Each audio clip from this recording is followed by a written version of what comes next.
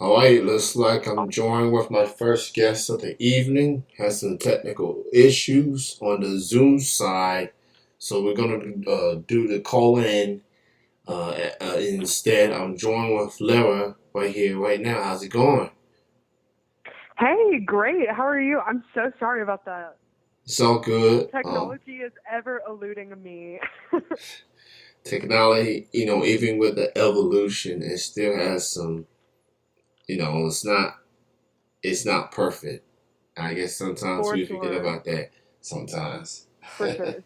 uh, so, Well, Lara, thank you so much for being on the show this evening. Definitely got some things to chat with you about. I know you released a new EP recently. Good Riddance is the name of it. We'll get into that yeah. in just a bit. But first things first, you are more of a Appalachian musician. You got some banjo pop songs. You got you got some. So it's a combination of Appalachian and some pop elements to your music, obviously. So talk about your as far as your music journey, as far as how did it get started. Yeah. So, I've been doing, I guess where it really got started, honestly, is musical theater. I started doing theater when I was like 5 years old, and that was a huge early influence for me. And so then out of that, um, I started watching the show Glee, which led me to the band Fun. And then that got me sort of really interested in like big 2010s pop bands. So like Fun and Foster the People, all that sort of like era, like Group Love. And I fell in love with these sort of like grandiose arrangements for really sad songs, honestly. And then when I was in high school, I saw a band, a Kentucky-based band called the Local Honeys. Um, and at that time, they were mostly just an old-time duo. Right now, they're doing like full band stuff, but they were just doing like fiddle, banjo, and bass. And I just remember like seeing them and seeing the banjo played by a woman for the first time. Um, and thinking like, wow, this is really incredible. And that sort of led me down this loophole. And so I literally went home that night and thankfully had a banjo just like sitting at my house and started teaching myself. And then didn't look back. And so now I feel like my my sonic world is very much like folk based. Like it's a lot of banjo, a lot of acoustic guitar. But recently I'm writing a lot more with piano, which has been super fun. I feel like I'm like sort of dipping back into my roots because it was my first instrument. But even when even when it's an acoustic banjo or a guitar number, I still feel like my lyrical style and my arrangements, my sort of definitely my philosophy of songwriting are very much all pop influenced. But yeah, so it's definitely a big mix. I've got a huge range of influences. So it came from definitely a famous TV show. That was a big show back then. It was big ratings and everything, and I do remember the band Fun. I remember the song Yeah, that was played. I forgot the name of the song, but I We do Are remember. Young. Yes, there we go. Yeah, that was The like the big song. Yeah, Yeah, that felt like a anthem of sorts. it So definitely is. I mean, it literally has been for me my whole life. I was 10 when that came out. And then out of Fun actually came the band Bleachers. And they formed in like 2014, yeah. and that became my absolute favorite band once Fun broke up. And I just saw them for the fifth time 2 days ago. So that thread has really carried throughout my life and my music for like the last decade. Wow, I didn't even know Yeah. Fun broke up. Um, that's I mean, they had some success. They had so much going for them. So that was Yeah, definitely a shock to me that they same. disbanded. So Yeah, nice. absolutely same. So let's talk about this release. Good riddance. Yeah, I'm very, very yeah, curious to hear the story behind this record and the title.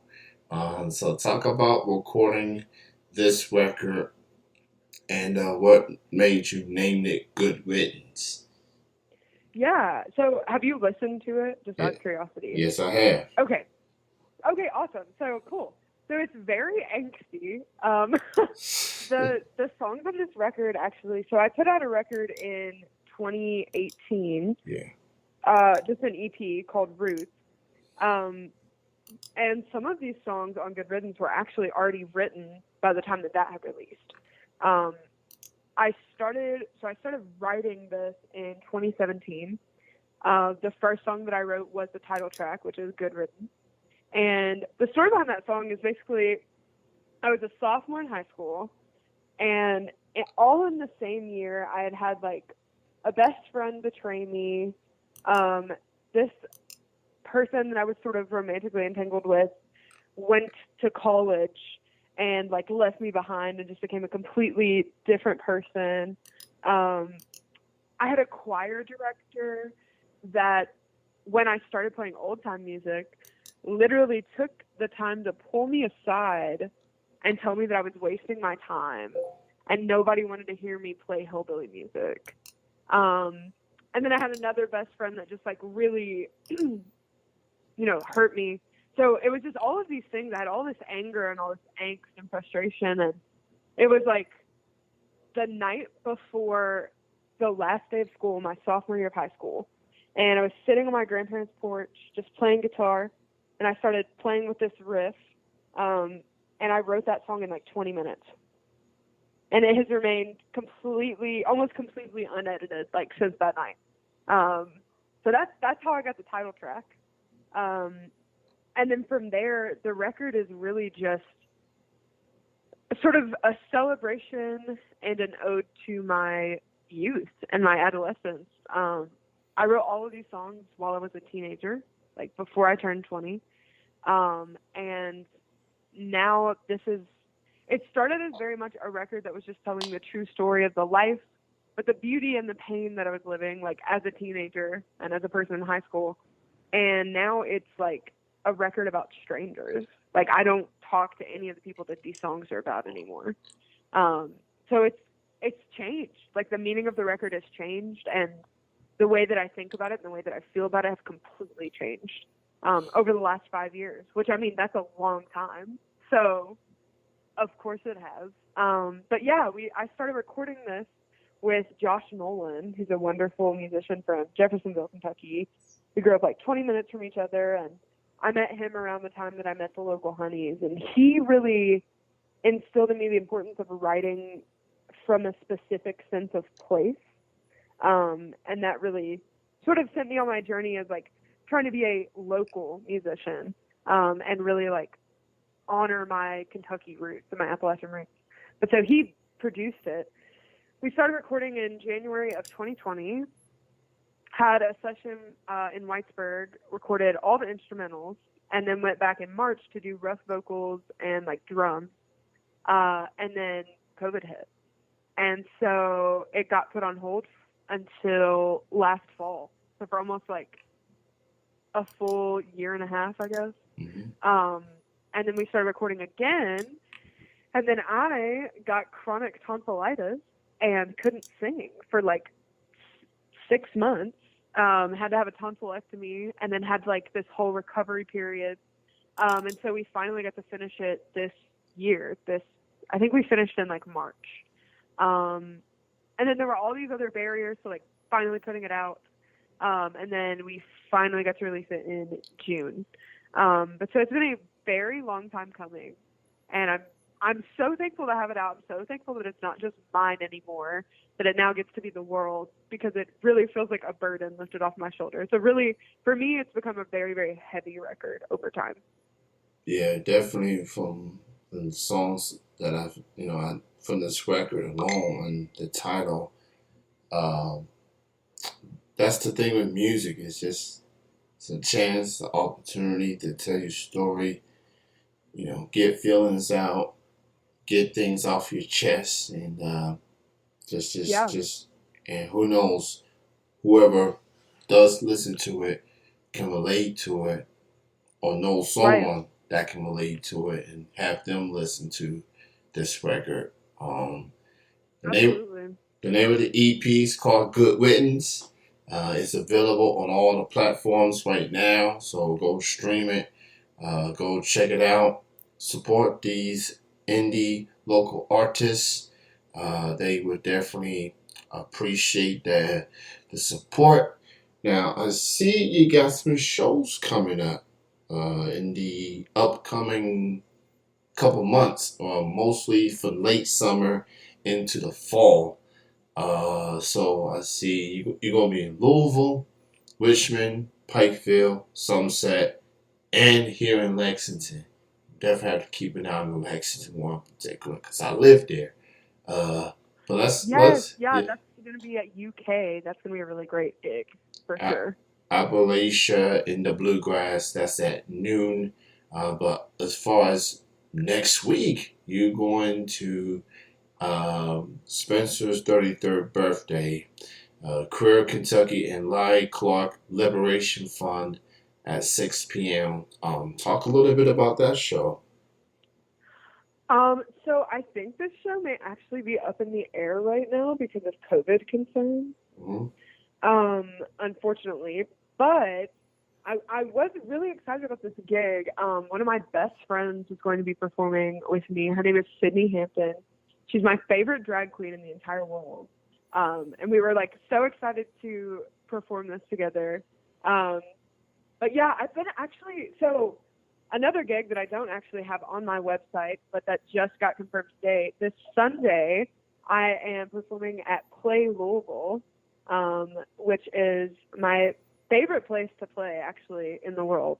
So it's just a really lovely little bar in downtown. So I'll be playing there Sunday as part of Queerdo, which is their sort of alternate drag show. Or alternative, not alternate, but alternative drag show on Sunday night. Gotcha. So that's not on the website, but you just heard the update this Sunday. She'll be at Louisville this Sunday. So go check that out.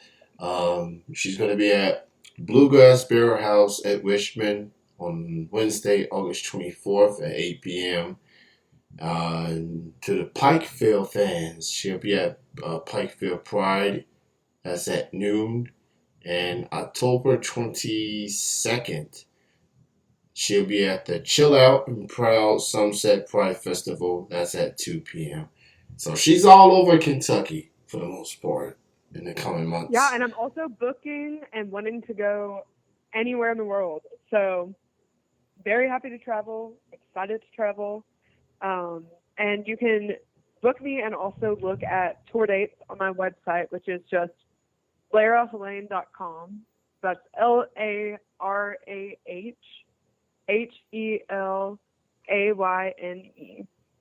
LarahHelayne.com.